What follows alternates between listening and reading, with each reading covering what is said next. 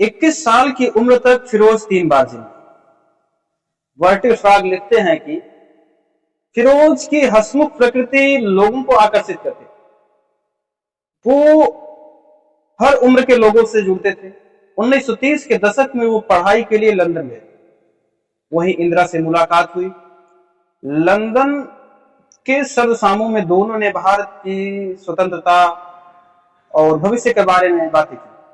दोस्ती प्यार में बदली, लेकिन रिश्ता आसान नहीं था, क्योंकि नेहरू खिलाफ थे और फिरोज एक साधारण पारसी युवक थे। हालांकि फिरोज ने हार नहीं मानी, भारत लौटे, स्वतंत्रता संग्राम में हिस्सा लिया। उनकी लगन ने नेहरू का दिल जीता। 1942 में इलाहाबाद के आनंद भवन में फिरोज और इंदिरा की शादी हुई। दोनों दुनिया, पारसी और हिंदू, और इन दोनों का संगम था। मगर नेहरू इस रिश्ते से खुश नहीं थे। फिरोज को एक साधारण पारसी के रूप में देखा करते थे। नेहरू ने शादी पर बयान भी जारी किया। शादी एक निजी मामला है।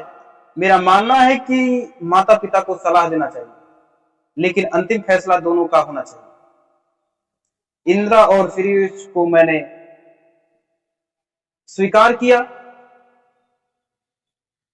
और अपना 1952 में फिरोज ने रायबरेली से लोकसभा का चुनाव लड़ा और जीता। फिर संसद में कदम रखा। उनकी निडरता और तासोस ने सबको चौंका दिया।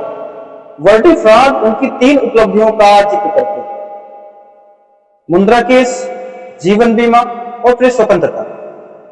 मुद्रा केस 1957 में मुद्रा शिपिंग स्टैंडर्ड ने भारतीय राजनीति में तूफान लाया।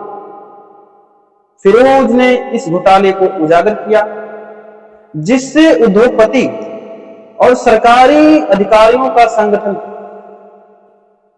संसद में उनके तीखे सवालों ने नेहरू को सरकार को जवाब देने पर मजबूर कर दिया। रात रात भर दस्तावेज खंगालना और गवाहों का गवाही मिलने के बाद फिरोज ने ऐसा बहस शुरू किया कि जिसने तत्कालीन वित्त मंत्री टी श्रीकृष्णाचारी को इस्तीफा देने पर मजबूर कर दिया। संसद में मुद्रा केस के बहस के दौरान एक संसद ने फिरोज को टोकते हुए कहा, आप नेहरू के दामाद, फिर भी आप सरकार पर हमला कर रहे हैं। फिरोज ने मुस्कुराते हुए कहा कि पहले मैं भारत का बेटा, फिर किसी